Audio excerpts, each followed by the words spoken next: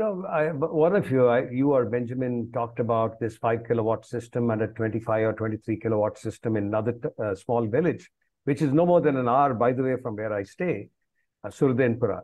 Now, if I were to spend, the pittance that you're spending on a few $1,000s, if I were to look at 20 kilowatts, right? At 40,000 rupees, which is what, $500, let's say, right? To a kilowatt, right? Now, if I'm doing something like that in a village like that, to a farmer who owns typically a hectare, 2.5 acres of land, what does he get out of it in terms of cultivation water that he can draw or drinking water that, let's say, the village will need? We'll leave the drinking water part because it's 2-3% of the village's need. As far as cultivation water goes, what is the impact you make?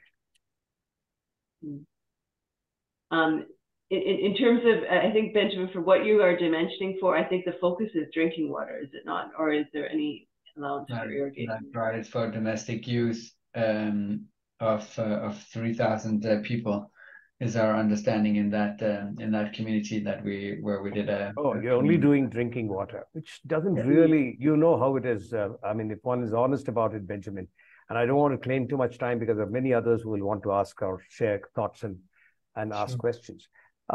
Having said that, I'll only say that, if you're looking at drinking water, you're not really solving anything. If you take a country like ours, 80% of our water, 80 to 82% of our annual renewable water is for cultivation. 7%, as Dr. Raval will tell you, is for urban water. If I were to look at the entire demand in the country of all its 7,000 plus towns and cities, we don't have more than 7% as urban water demand, right? This 82% is what we are all concerned about, and we want to see what we can do about that. I'll leave that as a thought for you all.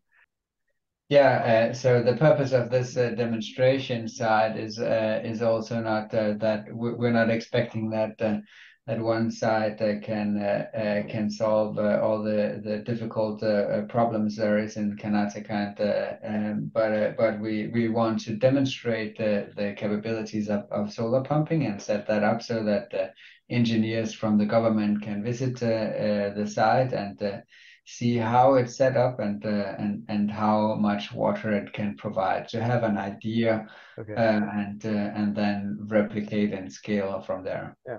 I'll leave another thought with you. I don't expect you to respond. I will welcome some response from you if you have one. Essentially, any such initiative will not gain traction if you don't make it market-led as ecosystems go, right? If we make it subsidy-led, or, and it's just given away like Santa Claus does to villages there, it's not going to help. And that financial viability part that you spoke about essentially means somewhere the farmer has got to understand that this is going to make economic sense for him. And this eventually, therefore, maybe 4 years, 5 years from now, and we have been saying this for 15 years and it's not gotten anywhere, we must be able to make it market-led. Would you agree on that, Benjamin? Yes, certainly. It should be driven by the market. And right now, we are also aware of that in the state of Karnataka, that both the price for water and electricity are extremely low and subsidized by the government, which is not helping the groundwater levels and brings other complications.